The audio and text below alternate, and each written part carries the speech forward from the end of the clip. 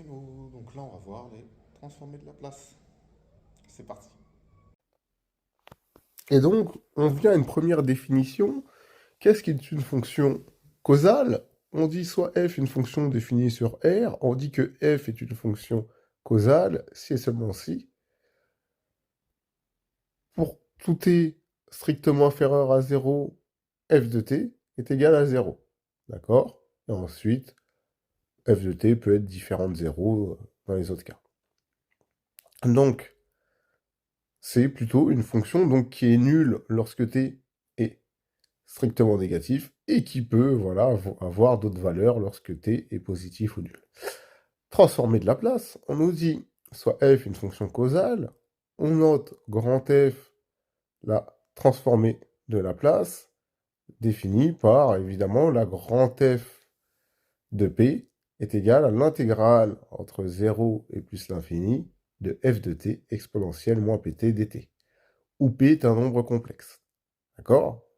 Voici ce qu'est la transformée de la place. Et ben, nous, on va donner une propriété remarquable. La transformée de la place est linéaire. Ça veut dire si j'ai deux fonctions f et g qui sont des fonctions causales, alors la transformée de la place de f de t plus g de t, c'est égal à la transformée de la place de f plus la transformée de la place de g. Bah, ça, c'est simplement la linéarité. Et on va corriger l'exercice. Donc, dans l'exercice, évidemment, on nous donne une fonction causale et on regarde si, évidemment, elle est causale. C'est la première chose qu'on regarde. Et en effet, pour tout t inférieur à 0, on a f de t qui est égal à 0. Ensuite, moi, ma fonction, elle vaut t si t est supérieur ou égal à 0.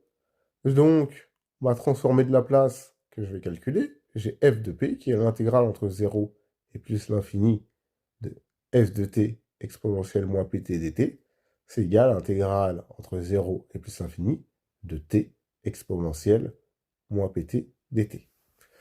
Donc, est-ce que vous connaissez de primitive de t exponentielle moins pt? Moi, j'en connais une. D'accord? Une primitive de t exponentielle moins pt et la fonction qui à t associe le réel moins t exponentielle moins pt sur p moins exponentielle moins pt sur p carré. D'accord? Vous pouvez vérifier.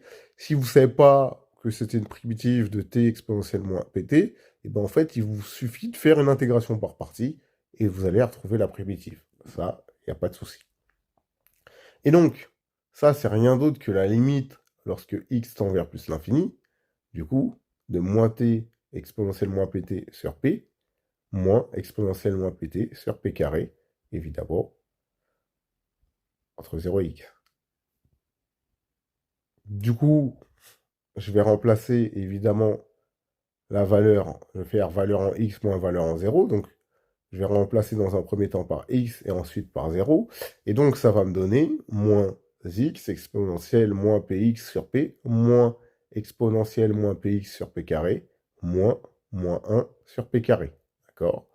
Le moins 1 sur p carré, c'est la valeur en 0, d'accord? Ça, il n'y a pas de sujet, je pense que vous l'aviez compris. Et du coup, ça, qu'est-ce que ça donne? Eh bien, je rappelle qu'il y a convergence. Hein. Ici, c'est seulement si la partie réelle de P est strictement positive. Évidemment, la transformée de la place, elle est définie que lorsque ça converge. Et donc, on va considérer la partie réelle de P strictement positive. Et du coup, la limite de x exponentielle moins px sur P, c'est 0 lorsque x tend vers plus l'infini. Ça, je pense que c'est connu pour vous. De la même manière, la limite de exponentielle moins px sur p carré lorsque x tend vers plus l'infini, ça fait 0. Et la limite de 1 sur p carré lorsque x tend vers plus l'infini, ça fait 1 sur p carré. Et bien finalement, par somme, la limite de moins x exponentielle moins px sur p moins exponentielle moins px sur p carré moins 1 sur p carré, lorsque x tend vers plus l'infini, c'est égal à 1 sur p carré. Et donc, f de p égale 1 sur p carré, la transformée de la place de notre fonction causale Eh bien, 1 sur p carré. Et donc voilà, on a terminé une petite illustration de la transformée de Laplace. Ensuite, ce qu'il faut savoir sur la transformée de Laplace, à quoi ça sert bien évidemment, c'est pour passer du domaine temporel au domaine de Laplace. Et pourquoi on utilise ça? Parce que dans le domaine de Laplace, il est bien plus simple de faire des filtres qui sont stables, et du coup, ça sert pas mal en traitement de signal. D'accord? Et ensuite, il y a des formules qu'il faudra connaître par cœur, hein. Il y a des transformées de Laplace qu'il faudra connaître par cœur. Là, c'était juste pour mettre une introduction à la transformée de Laplace. Et bah, c'est tout pour aujourd'hui. À bientôt.